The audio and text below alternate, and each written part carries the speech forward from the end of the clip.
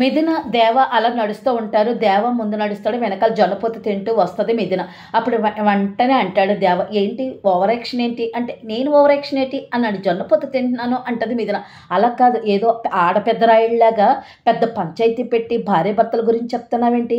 ఆ భర్త ఏమో దాని టార్చర్ భరించలేక నేను ఈ పంజరంలో ఉండలేని పక్షిలాగా ఎగిరిపోదామని ఆ భర్త అని అనుకుంటే, నువ్వేంటి మళ్ళీ తీసుకొచ్చి పంజరంలో పడేసావు అని చెప్పేసి అంటాడు. అంటే అప్పుడు మొదలెడుతుంది భార్యాభర్తల బంధం అంటే చాలా గొప్పది. ఆ భగవంతుడు వేసిన బంధం.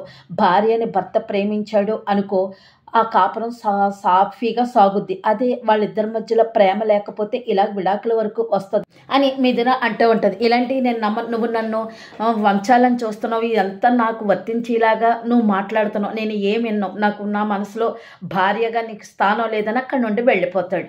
కట్ చేస్తే సిఐ ఉంటాడు, పోలీస్ సిఐ దాసుని తీసుకొచ్చి టార్చర్ చేస్తూ ఉంటాడు. అంటే సార్ నేను ఒకటే మాట చెప్తున్నాను, మీరు వాళ్ళ ఇంటికి దేవ వాళ్ళ నాన్న ఊరు వెళ్దాము అక్కడ దొరుకుతుంది అని అంటే, అవును నువ్వు చెప్పింది బాగానే ఉంది, నా బటర్ఫ్లై గురించి నేను ఎక్కడికైనా వస్తానని చెప్పి బయలుదేరుతారు. కట్ చేస్తే అలా కబులు చెప్పుకుంటూ నడుస్తూ ఉంటారు దేవాను మిథునాని. ఈ లోపు అక్కడ కొంతమంది రౌడీ బ్యాచ్ కామెంట్ చేస్తారు మిథునాని, పాలకోవాలాగుంది, రసమలైలాగుంది, జున్నులాగుంది, ఒకసారి కొరికితే చాలా బాగుంటుంది అని కామెంట్ చేస్తారు. అప్పుడు వెంటనే పౌటు చొంగు ఇలాగా వీపుని కప్పేసుకుంటుంది మిథున. వెంటనే వచ్చి ఫైట్ చేసి వాళ్ళని చిత కొట్టేస్తాడు దేవ. ఆపినా కూడా మిథున ఆపినా కూడా వినకుండా చెలరేగిపోయి వాళ్ళని తన్నేసి అక్కడి నుండి ఈసారికి తన వైపు చూసిన తను కామెంట్ చేసిన ఒక్కొక్కరిని చంపేస్తానని చెప్పేసి వార్నింగ్ ఇచ్చి అక్కడి నుండి వెళ్ళిపోతాడు. వెళ్ళిపోతే అప్పుడు కరెక్ట్గా ఊరు వస్తారనమాట సిఐ దాసు అనమాట.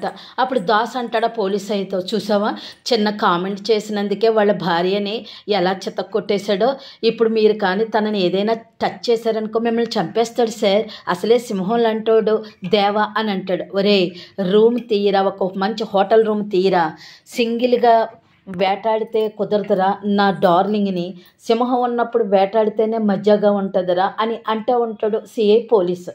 కట్ చేస్తే మిథున దేవాన్ని ఎలా అడుగుతుంటారు, నన్ను ఎవరో రౌడీలు కామెంట్ చేస్తే మీకెందుకు అంత కోపం వచ్చింది, ఎందుకు వాళ్ళని అలా కొట్టారు అంటే, అవును నేను రక్షించుకోవటం నా బాధ్యత కాబట్టి అంటే, లేదు నీ మనసులో నేనున్నాను, ఎందుకంటే తన మనసులో ఉన్న వాళ్ళకి ఇలాంటి మాటలంటే వాళ్ళకే కోపం వస్తుంది, అందుకే నా గురించి మీకు కోపం వచ్చింది, అందుకనే నన్ను మనసులో పెట్టుకుని నాకు భార్యాస్థానం ఇచ్చారు, మీరు కావాలనే బయట పట్టలేదు అని అంటది మిథున.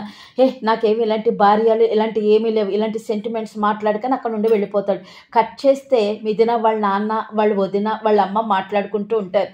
మన మిథున వచ్చేస్తుంది 4-3 రోజుల్లో, ఇంకా టైం అయిపోయింది, మిథునకి మంచి గ్రాండ్గా పెళ్లి చేస్తాను అని చెప్పేసి అంటే, అదేంటి ఎవరికి ఇచ్చి పెళ్లి చేస్తాను, నా తమ్ముడికి చేయరా అని అడుగుతుంది మిథున వదిన. నీ తమ్ముడు అసమర్థుడు, ఏమీ చేయలేకపోయాడు, తనకు చేసుకోబోయే పెళ్ళం రౌడీగాడు మెళ్ళలో తాళి కడితే ఏమీ చేయలేకపోయాడు, అలాగే వాడి కేసు నెగ్గించి వాడిని బయట పడేశాడు, అంత అసమర్థుడు నీ తమ్ముడు, అలాంటోడికి నా కూతురికి ఇవ్వను అనేసి అంటూ ఉంటాడు. ఈ లోపు అక్కడికి వస్తాడు మిథున పెళ్లి చేసుకోవాల్సిన వాడు ఆదిత్య ఉంటాడు కదా, ఆదిత్య వస్తాడు. ఏంటి మావయ్య నేను అసమర్థుల్ని, ఇప్పుడు అలా కాదు, నేను మిథునాన్ని తీసుకొస్తాను, ఎలాగైనా మిథునాన్ని తీసుకొచ్చి నేను పెళ్లి చేసుకుంటాను మావయ్య అని చెప్పి అక్కడి నుండి వెళ్ళిపోతాడు ఆదిత్య.